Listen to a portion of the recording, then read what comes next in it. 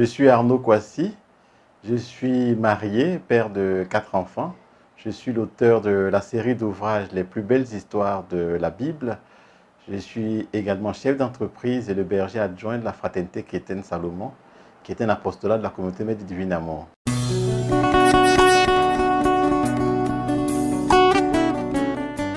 Le premier tome s'intitule Voilà comment tout a commencé.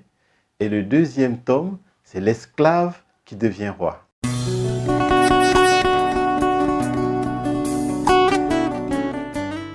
Alors, mon histoire est assez particulière.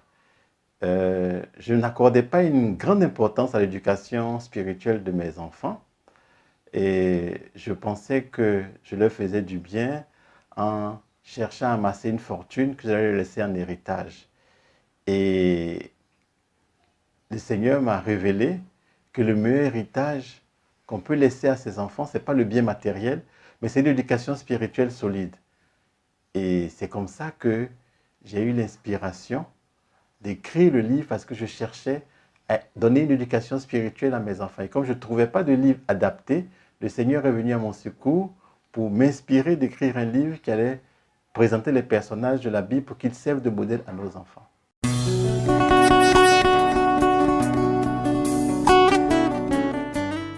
Vous avez raison, je suis financier de formation et j'ai une entreprise dans le domaine de l'informatique. J'aurais pu écrire dans ces deux domaines qui sont aussi passionnants, mais c'était pour répondre à un l'appel du Seigneur de donner ces modèles-là, de partager ces modèles de réussite qui sont dans la Bible à nos enfants, pour qu'ils soient aussi des leaders demain qui sont inspirés par Dieu.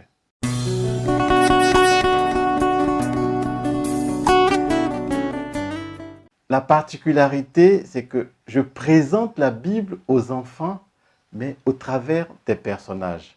Vous savez que les enfants aiment ressembler aux personnages, cherchent à ressembler à Spider-Man, aux super-héros qu'on connaît. Et donc, c'était ma façon de leur présenter la Bible, mais à travers les super-héros qu'ils vont chercher à imiter. Leurs exemples, leurs échecs, leurs réussites peuvent leur servir de modèle.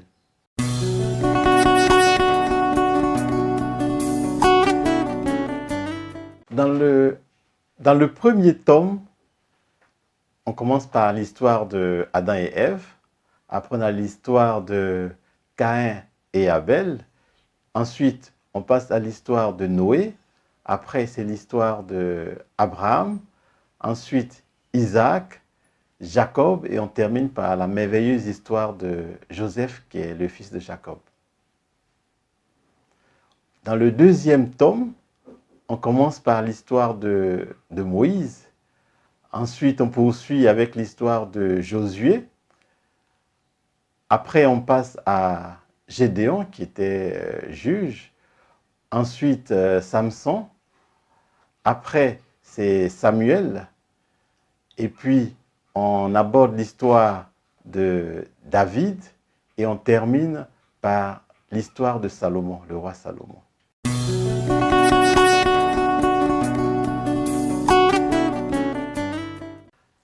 Alors, quand le projet a émergé, j'ai partagé avec mon épouse, j'en ai parlé avec mes enfants.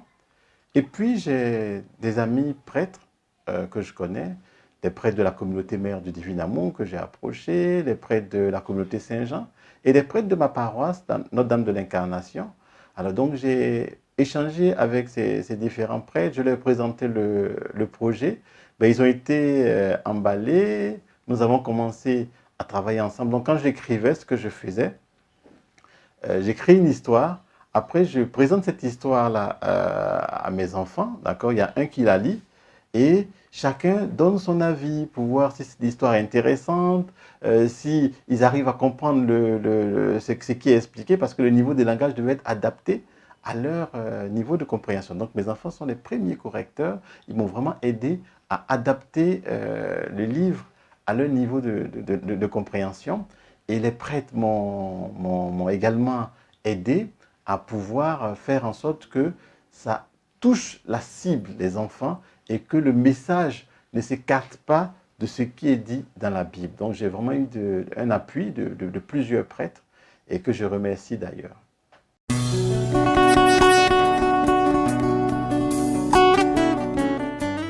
C'est une inspiration de Dieu. Donc je cherchais comment donner l'éducation spirituelle à mes enfants. Donc je fréquentais les librairies, j'essayais de leur acheter des livres, des Bibles, mais je me rendais compte que les enfants les lisaient un jour, 2 jours, et après ils les déposaient, ça ne les intéressait plus. Alors que ce que moi je voulais, c'était faire en sorte que les enfants aiment la parole de Dieu, qu'ils s'attachent à Dieu.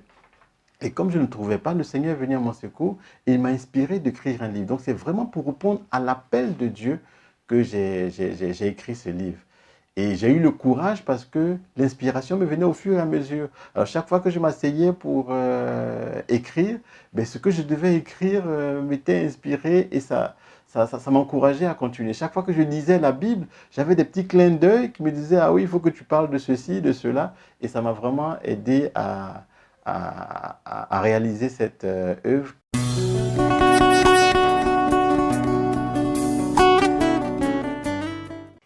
Alors, quand j'ai écrit le livre, mes enfants avaient entre 5 ans et 12 ans. Voilà, ils avaient entre 5 ans et 12 ans. Et donc, je savais que 5 ans, c'était trop jeune, mais je me disais, à partir de 7 ans, à partir de 7 ans en général, on sait lire. Et donc, j'ai écrit ça pour les enfants qui savent lire à partir de 7 ans jusqu'aux adolescents. Hein, je dis même jusqu'à 19 ans pour les adolescents. Mais dans la pratique, je me suis rendu compte que ça pourrait servir aussi aux enfants qui sont tout petits. Ça veut dire que des enfants qui ne savent pas lire, des parents peuvent lire le livre pour eux. Donc, pour les enfants qui savent lire, ben, ils peuvent le lire eux-mêmes. Et je me suis rendu compte que ça faisait aussi beaucoup de bien aux parents. Parce que les parents me disaient, ben, écoute, vraiment, tu nous fais du bien, parce que la Bible est difficile à lire. En prenant ce livre que tu as écrit, ça nous permet de comprendre très facilement et très rapidement la Bible. Donc, finalement, c'est vrai que ma cible principale, c'est des enfants de 7 à 19 ans, mais finalement, les tout petits peuvent l'écouter hein, à travers ce que les parents vont leur lire, et les plus grands, ben, ils vont très facilement découvrir la parole de Dieu parce que c'est simple à comprendre.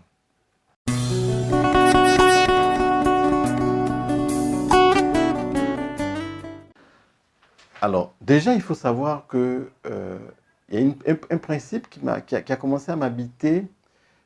Moi, j'étais quelqu'un qui n'aimait pas lire. Je n'aimais pas lire. Et je suis allé à une conférence. Et au cours de cette conférence, j'ai entendu une parole très forte.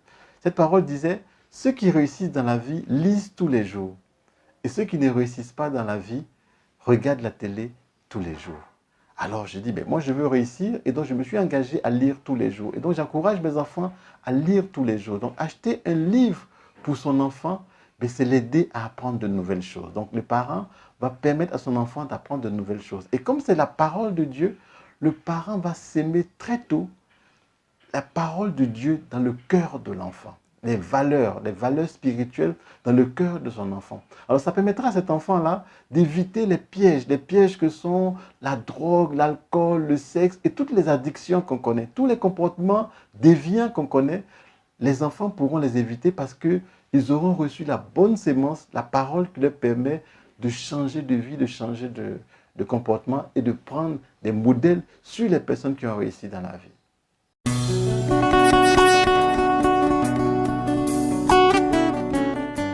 Quand j'ai commencé le projet, j'avais déjà la structure de la série d'ouvrages. Donc c'est au total 5 tomes que je dois écrire. Et pour des raisons professionnelles, mes occupations au niveau spirituel également, mes responsabilités au niveau de la famille, font que je ne peux pas les écrire tous en même temps. Donc je me suis engagé à écrire un tome par an. Alors donc j'ai écrit le premier tome en fin d'année 2017. J'ai publié le tome 1 en fin d'année 2017, le tome 2 en fin d'année 2018 et le tome 3 va sortir à la fin de cette année 2019. Alors donc, j'essaie de faire un tome par an, mais il y aura 5 tomes au total pour couvrir toute la Bible.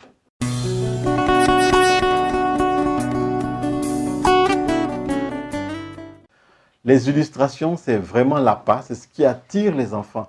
Je veux dire, depuis la couverture du livre jusqu'à ce qu'il y a à l'intérieur, ces illustrations attirent les enfants. Quand ils voient, ils ont envie de savoir mais qu'est-ce qui s'est passé, c'est quoi l'histoire, pourquoi est-ce que ce personnage est de cette façon, qu'est-ce qu'il recherche, ainsi de suite. Donc ça leur permet de lire l'histoire parce que les illustrations les auront attirés. C'est vraiment un bon moyen de présenter la parole de Dieu aux enfants. Et les enfants aiment les couleurs. Et ces ouvrages sont en couleurs et les couleurs sont belles et ça fait que les enfants s'y intéressent tout de suite.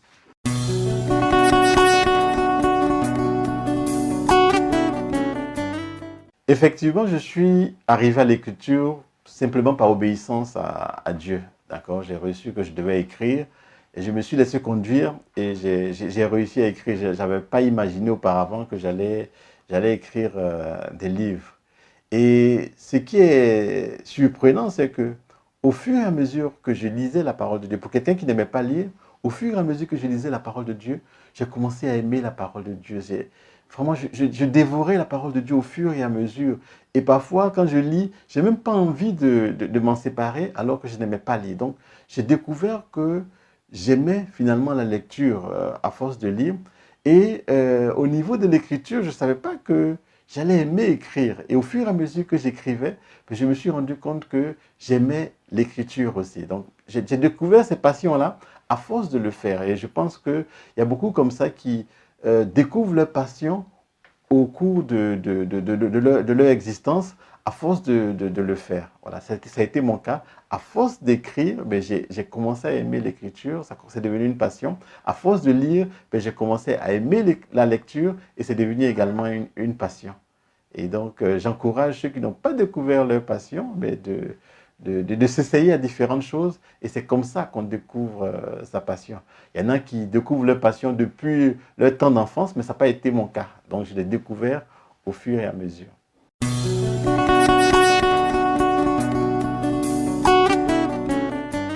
Au niveau des passions, je suis passionné de sport. J'aime bien jouer au basket, par exemple. Et j'aime aussi jouer au tennis de table. Au niveau du sport, c'est mes deux passions. Mais je joue aussi à d'autres. Je fais d'autres sports, hein, comme le tennis, comme la natation. Mais mes deux passions, c'est vraiment le basket et le tennis de table. Et en dehors de ça, je vous ai dit, la lecture est devenue une passion pour moi. L'écriture aussi est une passion. Et j'aime également, aujourd'hui, je cherche à faire en sorte d'aider les enfants qui sont dans les addictions, la drogue, l'alcool et le sexe. C'est devenu une passion pour moi de sortir ces enfants-là de ces situations qui sont difficiles. Je veux bâtir une nouvelle génération d'enfants qui aiment la parole de Dieu et qui réussissent à travers ces connaissances-là qu'ils ont dans la parole de Dieu et à travers le développement de leur personnalité.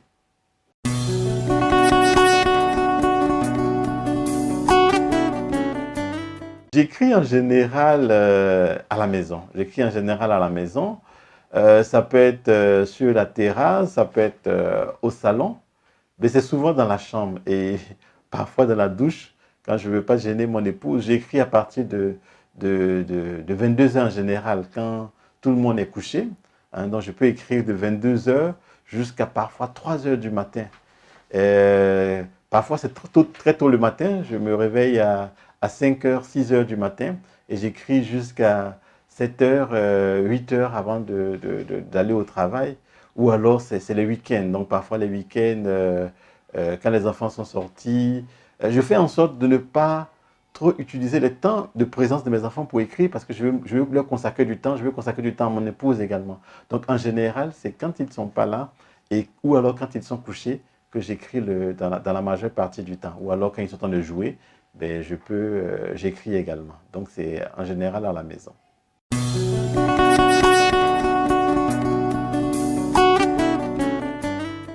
C'est rempli de versets bibliques. Ça veut dire que après chaque histoire, les histoires sont suffisamment courtes pour que l'enfant ne soit pas lassé. Parce que les enfants, quand ils n'aiment pas lire, quand le texte est trop long, après, ça commence à les lasser. D'accord? Donc, j'ai fait en sorte que l'histoire soit suffisamment courte pour que l'enfant ait envie de finir l'histoire, et quand il finit l'histoire, il a envie de lire l'histoire. Et après chaque histoire, il y a un verset important que l'enfant doit retenir. Et c'est ce verset-là qu'il va garder et qui va l'aider dans sa vie de tous les jours. Devant une situation, il va se souvenir de ce verset-là et il va se comporter comme le Seigneur le lui demande.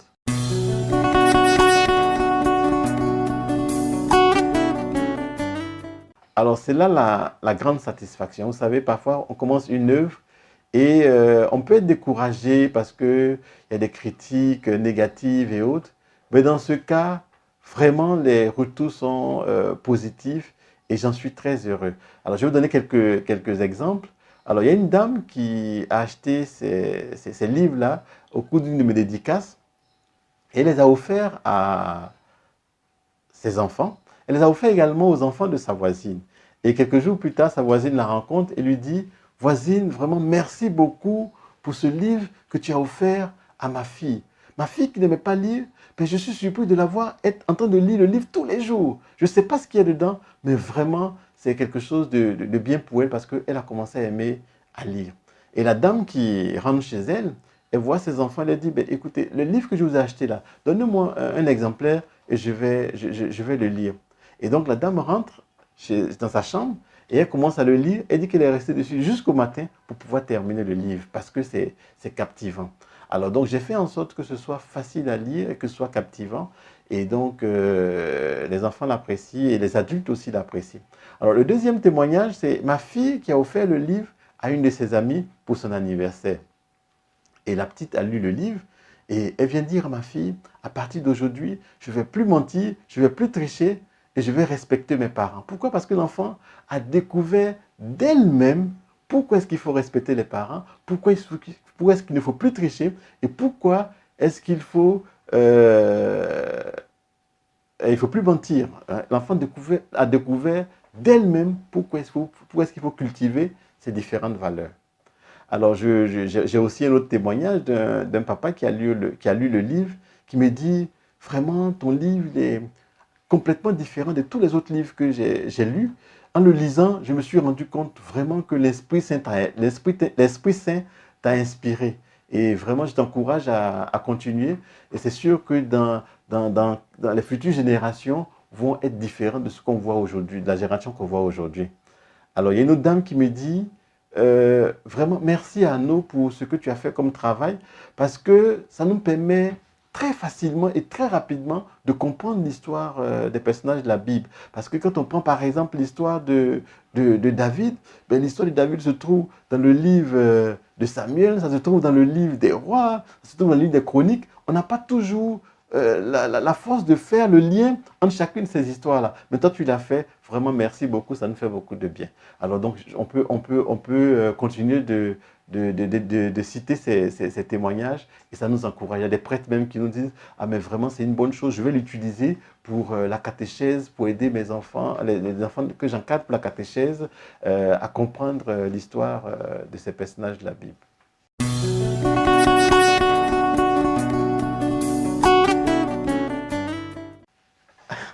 Ah oui, c'est un parcours de combattant parce que quand j'ai eu l'inspiration divine d'écrire, je ne savais pas par quoi commencer. C'était en 2014. C'est en 2014 que le Seigneur m'a inspiré d'écrire le livre. Mais je vous assure, en 2014, je n'ai pas écrit grand-chose. J'ai pas écrit grand-chose. J'ai écrit quelques lignes, hein, mais pas grand-chose. Et à partir de 2015, ben, j'avais l'inspiration, j'ai commencé à écrire un peu plus. Mais c'est vraiment en 2016 que j'ai commencé à écrire et que j'ai terminé le manuscrit. Alors, quand j'ai terminé le manuscrit, ben, j'ai pensé à une maison d'édition, parce que quand j'achetais des livres d'éducation spirituelle pour mes enfants, il y avait une édition que j'aimais bien, c'est les éditions Pauline. Alors je me suis dit: ben, écoute, il serait bien que j'aille rencontrer les éditions Pauline pour leur présenter ce livre que je suis en train d'écrire qui va pouvoir aider les enfants dans l'éducation spirituelle. Alors donc j'ai cherché le numéro, j'ai pu trouver le numéro par l'entremise d'un de mes amis qui m'a donné le numéro. Alors donc j'ai appelé la sœur qui s'en occupe. Elle m'a donné un rendez-vous, je suis parti, je lui ai présenté le projet, tout de suite, elle a adhéré au projet et j'ai cherché quelqu'un pour faire les illustrations parce que je me suis dit que le livre, il fallait qu'il soit illustré.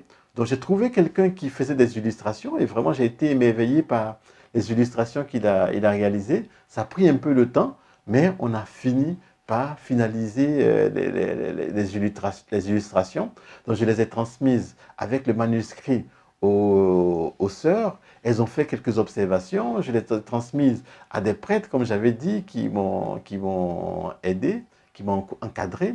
Alors je veux vraiment leur dire merci. Je pense au père Cyril Abissa, je pense au père Amangua, je pense au père Claude Emmanuel, je pense également au père Jean-Pierre Ouedraogo, je pense à tous ces prêtres-là, hein, je ne peux pas les citer tous, hein, tous ces prêtres-là, qui, dès les premières heures, m'ont aidé, qui ont adhéré au projet et qui ont contribué. Ah, il y a Monseigneur Pierre Claver également, qui a beaucoup apprécié et qui m'a également aidé pour cette œuvre. Voilà, je tiens à dire merci à tous ces prêtres, à dire merci aussi à toutes ces personnes, ces enfants hein, qui les ont lus, les adolescents qui les ont lus et qui m'ont fait des feedbacks qui m'ont permis de les améliorer. Et comme je l'ai dit, les premiers lecteurs de mes livres, ça a été mes enfants qui m'ont aidé à l'adapter.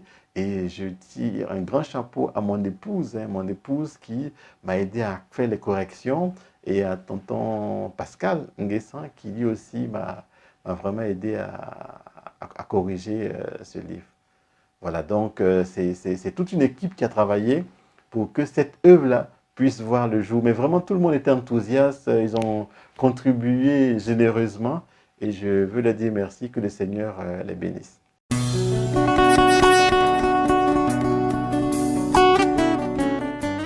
Les projets immédiats, c'est terminer cette série d'ouvrages.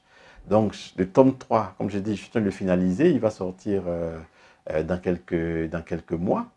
Alors, il s'agira après d'écrire le tome 4 et le tome 5 pour boucler cette série d'ouvrages. Et après, je veux aider les enfants à continuer sur cette lancée, à développer un certain nombre de valeurs évangéliques. Et donc, je vais écrire d'autres ouvrages hein, qui vont mettre l'accent sur la culture des valeurs évangéliques, le développement personnel.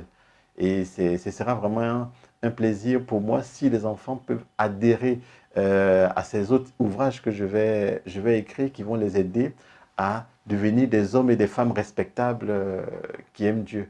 Et tout ce que j'écris, c'est d'abord pour mes enfants, c'est d'abord pour mes enfants et je me rends compte que ça peut faire du bien à d'autres enfants. Et donc, je demande la grâce du Seigneur pour pouvoir continuer à réaliser ces projets. Et je vous ai dit également que un autre projet me tient à cœur, c'est de pouvoir sortir ces enfants-là qui sont dans les addictions, dans la drogue, dans l'alcool, le sexe, hein, qui sont des accros des jeux vidéo, les aider à en sortir et à se concentrer sur les études et à aimer Dieu et à le faire connaître. Voilà, donc pour cette série d'ouvrages, euh, j'ai été approché par des anglophones qui ont souhaité que cet ouvrage puisse être traduit.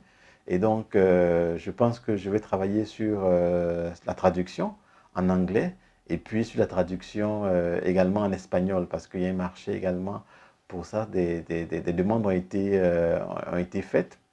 Et ce que je veux dire surtout pour mon mot de fin, c'est attirer l'attention des parents. Parce que je pense qu'il y a encore beaucoup comme moi qui pensent que euh, aimer ses enfants, c'est leur faire des cadeaux, des sorties. C'est vrai que c'est important, d'accord? Mais le plus important, c'est une éducation spirituelle qu'on doit leur donner. Je n'ai pas compris cela très tôt. Moi, j'ai commencé à travailler en 96, 97. C'est seulement en 2013 que j'ai compris que la priorité, c'était l'éducation spirituelle des enfants. C'est vrai qu'on cherche à amasser une fortune qu'on va leur laisser, mais cette fortune-là, ils vont la dilapider en quelques mois s'ils n'ont pas les bases, s'ils n'ont pas l'éducation spirituelle qu'il faut. Alors je veux appeler chaque parent à s'investir dans l'éducation spirituelle des enfants. Nous recevons parfois des enseignements qui sont intéressants, mais est-ce que nous prenons le temps de les transmettre à nos enfants, ces valeurs que nous acquérons au cours de ces enseignements que nous entendons par de grands prédicateurs? Est-ce que nous faisons le relais pour que les enfants s'intéressent à la parole de Dieu? Je veux faire aimer Jésus à mes enfants et je veux, moi, l'aimer d'abord et le faire aimer. Alors, je veux aussi que chacun des parents prenne cela à cœur, d'aimer Jésus et de le faire aimer. Parce que c'est cela qui va transformer ces enfants que nous voyons aujourd'hui. Ces enfants qui ont aujourd'hui 5, 10 ans. Dans une quinzaine d'années, c'est eux qui seront aux commandes de ce pays-là. Alors si nous arrivons à leur inculquer ces valeurs dès le bas âge, c'est des choses qui vont rester. C'est des choses qui vont rester pour toujours. Je donne mon exemple. Très tôt, j'ai été sensibilisé à la protection de l'environnement. Et depuis ce jour, je ne suis pas capable de jeter un petit bout de papier en dehors d'une poubelle. Parce que très tôt, j'ai vu que ça pouvait créer beaucoup de problèmes. Regardons tout ce qu'il y a comme dérèglement climatique aujourd'hui. C'est lié à nos mauvais comportements vis-à-vis de la nature. Alors nous avons la possibilité de changer les choses dès maintenant en inculquant ces valeurs aux enfants dès le bas âge. Et c'est des valeurs qui vont rester. On peut imposer aux enfants certaines valeurs, mais ils vont le faire parce qu'on leur impose cela. Mais quand les enfants découvrent d'eux-mêmes pourquoi il faut obéir aux parents, pourquoi il ne faut pas mentir, pourquoi il ne faut pas voler, ces valeurs-là restent pour toujours et ces enfants-là seront des hommes et des femmes respectables qui aiment Dieu.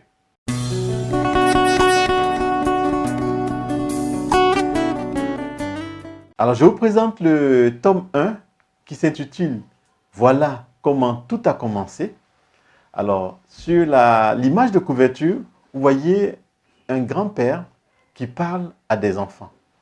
C'est cette tradition orale qu'on avait dans nos villages, où les parents, tous les soirs, racontaient une histoire aux enfants. L'objectif, c'était de leur transmettre des valeurs, leur inculquer une certaine morale, voyez. Et cette tradition a disparu. Je veux, à travers ces livres-là, que nous puissions raconter ces histoires-là à nos enfants, pour leur donner des valeurs, pour leur inculquer des valeurs. C'est vraiment important. Et dans le deuxième tome, le titre c'est « L'esclave qui devient roi ». On voit un roi qui partage son expérience, qui raconte son histoire aux enfants. Et comme je dis, les histoires que nous racontons à nos enfants, mais ces histoires-là, qu'elles soient bonnes ou mauvaises, quand je dis bonnes, ça veut dire que même si c'est des échecs que nous racontons à nos enfants, ben, ça leur permet de savoir ce qu'il ne faut pas faire. Et quand nous leur racontons des histoires, nos réussites, ben, ils vont savoir également ce qu'il faut faire. Donc les histoires, que ce soit des échecs ou les réussites, vont aider nos enfants à savoir les choix qu'ils doivent opérer pour réussir dans la vie. C'est vraiment quelque chose d'important. Et nous, parents, faisons cet effort-là de raconter des histoires à nos enfants. Des histoires avec, bien sûr, une morale. Et comme je dis, je me rappelle que mes deux premiers enfants, ils aimaient, elles, c'est des filles, mais mes deux premiers enfants, elles aimaient beaucoup les histoires. Elles aimaient que je leur raconte des histoires. Et je me rappelle que je leur racontais des histoires au départ que je connaissais, des histoires connues. Et à un moment donné, j'étais à bout d'histoires. Je n'avais plus d'histoires à leur raconter, puisque c'était tous les soirs que je leur racontais ces histoires-là. Et j'ai commencé à inventer des histoires. Mais toujours des histoires avec une morale, des histoires que je créais de toutes pièces.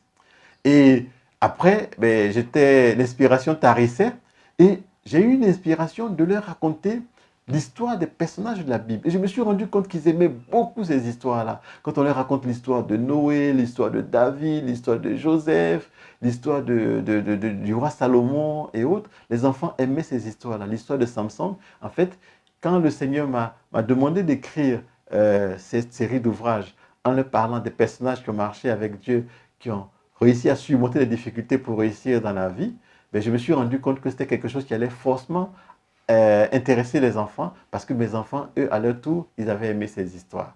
Alors j'encourage chacun des parents à faire de même, à raconter ces belles histoires qui sont contenues dans la Bible à leurs enfants pour que nous puissions faire une génération nouvelle qui aime Dieu et qui transforme son environnement de façon positive.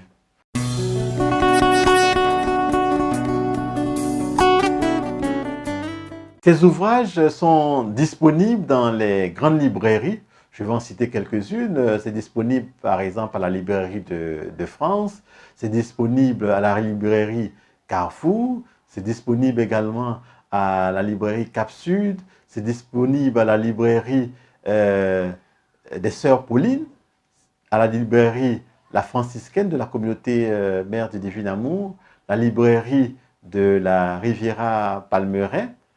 C'est disponible également dans les différents kiosques des paroisses. Vous le trouverez par exemple à Sainte-Famille, vous le trouverez à Notre-Dame de l'Incarnation, vous le trouverez à Sainte-Thérèse, vous le trouverez au centre Mathieu Héré, vous le trouverez au kiosque de la paroisse Saint-Jacques. Je veux dire, toutes les paroisses, sur toutes les paroisses, c'est disponible. Et c'est disponible également à la librairie du Prieuré de la communauté Saint-Jean. J'en oublie quelques-uns, mais bon, de toutes les façons, vous les trouverez dans les librairies qui sont connues.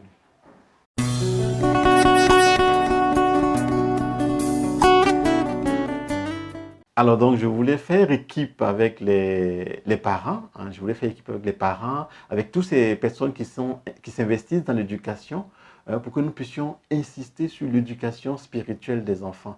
Parce que si nous y mettons tous, hein, les téléspectateurs, les auditeurs, tous ceux qui nous regardent à travers cette merveilleuse chaîne de télé, nous pouvons arriver à transformer cette génération. Je veux dire, on peut faire une génération nouvelle qui sera celle que nous avons espérée. Parce qu'aujourd'hui, nous ne sommes pas satisfaits de la génération que nous voyons. Nous voyons la violence qui gagne du terrain, nous voyons le désordre qui gagne du terrain. Nous avons la possibilité de changer la donne si nous nous y mettons main dans la main. Je suis ouvert à vos contributions, à vos propositions, à vos suggestions pour que nous puissions ensemble faire de l'éducation de nos enfants notre priorité. Voilà, que Dieu vous bénisse, que Dieu bénisse chacune de vos familles et qu'il nous aide à réaliser ce projet merveilleux qui est faire de nos enfants des enfants qui sont amoureux de Jésus et qui peuvent le faire aimer.